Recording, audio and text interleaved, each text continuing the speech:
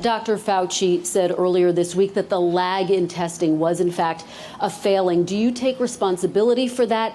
And when can you guarantee that every single American who needs a test will be able to have a test? What's the date of that? Yeah, no, I don't take responsibility at all. I accept full responsibility.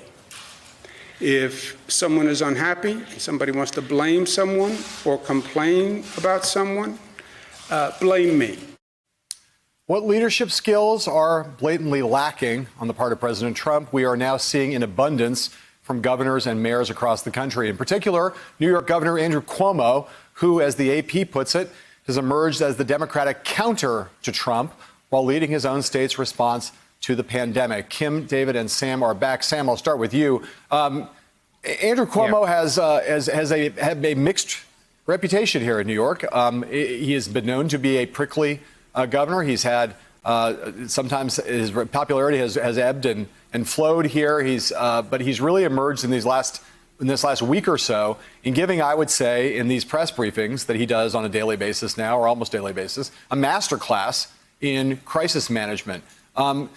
Do a little comparison and contrast with Cuomo and what you're seeing in him and the president of the United States.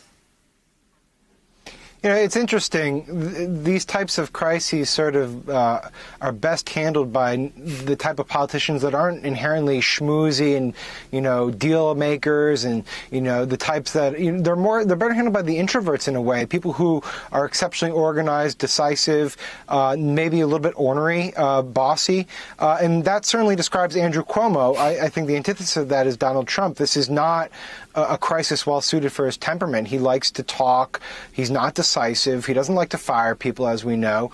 And of course, he shifts blame always away from himself. He doesn't believe in science, and he's not transparent. And so those are the qualities that don't really suit us well at this point in time, where the public is dying for information and answers, where it's incumbent upon our leaders to make tough choices, but also to level with the public. I mean, we've now watched, a week plus of these briefings that Trump has led, and in each one, he's made a policy pronouncement that we find out later, sometimes just hours after the fact, is not true.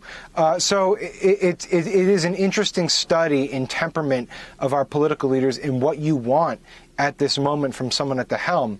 And I think Cuomo, to his benefit, and Mike DeWine also in Ohio, have really shown that what we need is decisive action, people who are willing to take tough calls.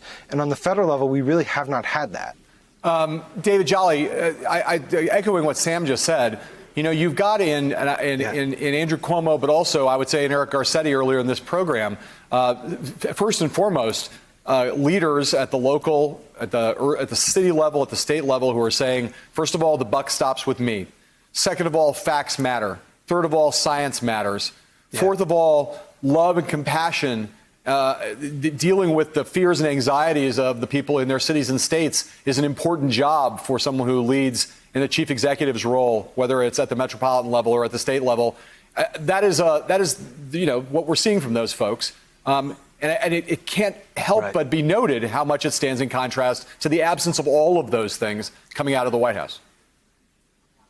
Well, and there's another fundamental element to all this, John, and that is trust and the ability of voters to trust their leaders. And look, you had your own criticisms you alluded to perhaps of Andrew Cuomo, but I don't think they were around issues of him lying to New Yorkers or the inability to trust him. It was perhaps because he made leadership decisions or had a leadership style that maybe voters at times did not like. Yeah. Bush 43, when he came in, he was historically unpopular because of the way he came in after the contested election in the Supreme Court. But 9/11 happened and the American people decided we can trust him to lead us. We got to evaluate his decisions and then make value-based judgments on those decisions as well.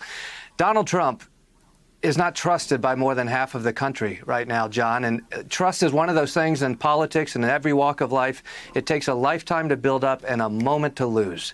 And Donald Trump, if he had any trust in that reservoir of goodwill, he lost it repeatedly, time after time after time, from the time he was a candidate to becoming president, when he would lie to the American people and get caught. And as Sam said, you can go through the last week of press conferences, promise after promise that actually later turns out not to be true.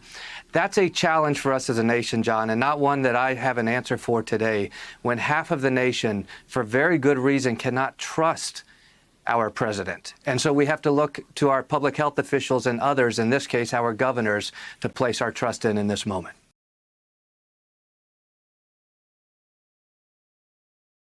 Hey there, I'm Chris Hayes from MSNBC. Thanks for watching MSNBC on YouTube. If you want to keep up to date with the videos we're putting out, you can click subscribe just below me or click over on this list to see lots of other great videos.